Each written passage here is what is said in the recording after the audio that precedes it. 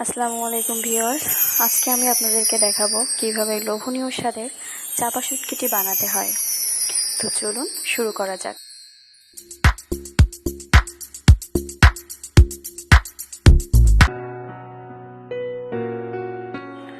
চাপা শুটকি বানানোর জন্য আমার যে উপকরণ লাগবে, চাপা শুটকি লাগবে, শুকনা মরিচ লাগবে, রসুন লাগবে এবং পেঁয়াজ লাগবে। আমি এখানে 4 পিস চাপা শুটকি ভালোভাবে ধুয়ে নিয়েছি। তারপর কতগুলো পেঁয়াজ নিয়েছি কুচি করে এবং কতগুলো রসুন নিয়েছি, খোলাটা ছুলে নিয়েছি, আর কিছু শুকনো মরিচ নিয়েছি। এখন আমি চুলার উপর একটা কড়াই দিয়েছি এবং তাতে দিয়ে দিয়েছি তেল, আর তার ভিতরে দিয়ে দিয়েছি শুকনো মরিচগুলা। এগুলো আমি ভালোভাবে ভেজে নিব। তারপর এগুলো ভাজা হয়ে গেলে আমি এখানে দিয়ে দিয়েছি রসুনগুলো দিয়ে আমি ভালোভাবে ভাজতেছি। রসুন আর ঝাল আমার একসাথে ভেজে নিতে হবে। এগুলো আমার ভাজা হয়ে গেলে আমি এর ভিতরে দিয়ে দেব পেঁয়াজ কুচিগুলো। পেঁয়াজটা আমি কুচি করে রেখেছি এবং ধুয়ে পেঁয়াজগুলো আমি তেলের ভিতরে এই রসুন আর ঝালের সঙ্গে ভেজে নিব। এখন আমি পেঁয়াজগুলো দিয়ে দিলাম। আমি যতটুকু পেঁয়াজ কেটে রেখেছিলাম পুরো পেঁয়াজটুকে দিয়ে দিলাম। আপনারা আপনাদের প্রয়োজন মতো পেঁয়াজ নিয়ে নেবেন। আমি চাপা শুটকি দিয়েছি তাই এখানে আমার 3টা পেঁয়াজ গিয়েছে এবং একটা রসুন সম্পূর্ণটা গিয়েছে এবং কিছু ঝাল। আমি যে পরিমাণ ঝাল দিয়েছি এটা আমরা যে পরিমাণ ঝাল খাই সে অনুযায়ী দিয়েছি। আপনারা যে যেরকম ঝাল খান ওরকম আন্দাজ করে ঝাল দিবেন। তো এখন আমি পুরোটা সুন্দরভাবে নেড়ে নিচ্ছি এবং এটি আমি ততক্ষণ ভাজবো যতক্ষণ না পর্যন্ত এটি লাল হয়। লাল হওয়া পর্যন্ত আমি ভেজে নিব। একটা বাদামি কালার আসলে আমি তখন এর ভিতরে চাপা শুটকিগুলো দিয়ে দিব।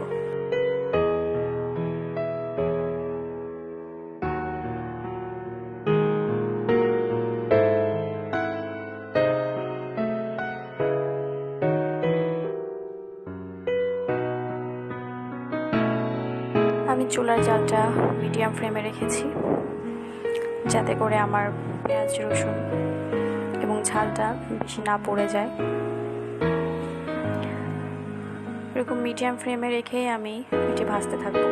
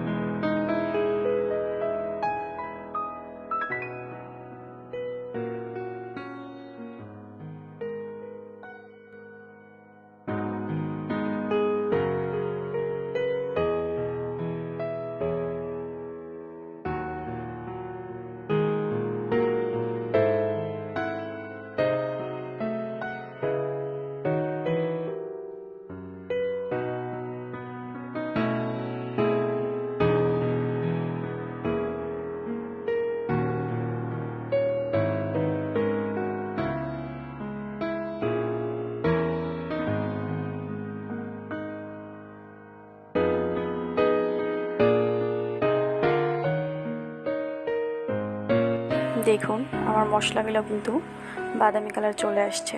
এখন আমি এর ভিতরে চাপা শুটকি 4টি দিয়ে দিয়েছি। এখানে বলে রাখি আর এক্সট্রা কোনো তেল দেওয়ার প্রয়োজন হবে না। যতটুকু আপনি তেল দিয়েছিলেন তার ভিতরেই চাপা শুটকিটাও ভাজা হয়ে যাবে। অবশ্য চাপা শুটকিটা ভাজতে বেশি তেল লাগে না এবং বেশি তেল যদি দিয়ে দেন অতিরিক্ত তেল হয়ে যাবে, তখন কিন্তু খেতে ভালো লাগবে না। ভাতের সাথে শুধু তেল তেল লাগবে। এই জন্য আমি এর সাথে আর কোনো তেল দেইনি। এখন আমার চাপা শুটকিটা ভাজা হয়ে গেছে, আর একটুখানি আমি ভাজবো, জালটা একটু কমিয়ে দিয়েছি।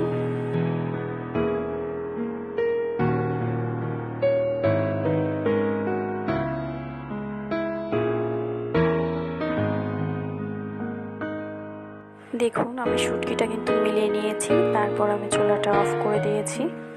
এখন এটা আমি চুলা থেকে উঠিয়ে ফেলবো এবং একটা একটা বাটনের সাহায্যে এটাকে বেটে নিব।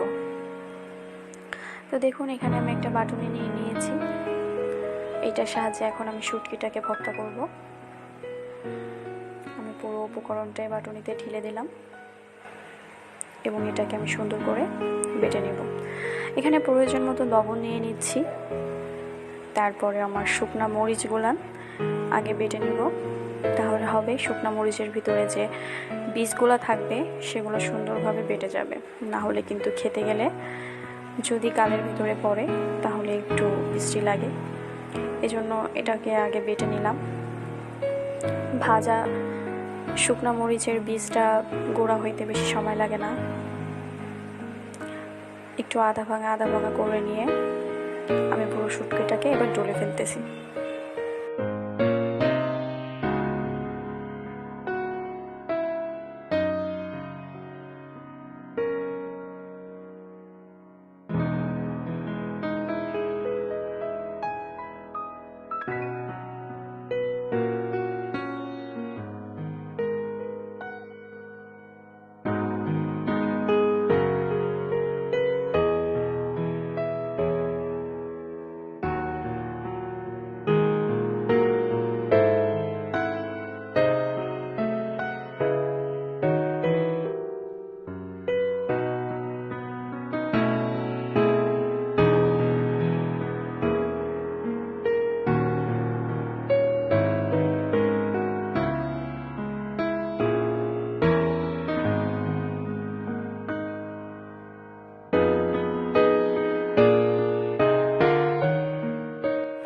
দেখুন আমার ভর্তাটা কিন্তু একেবারে মিহি হয়ে গেছে।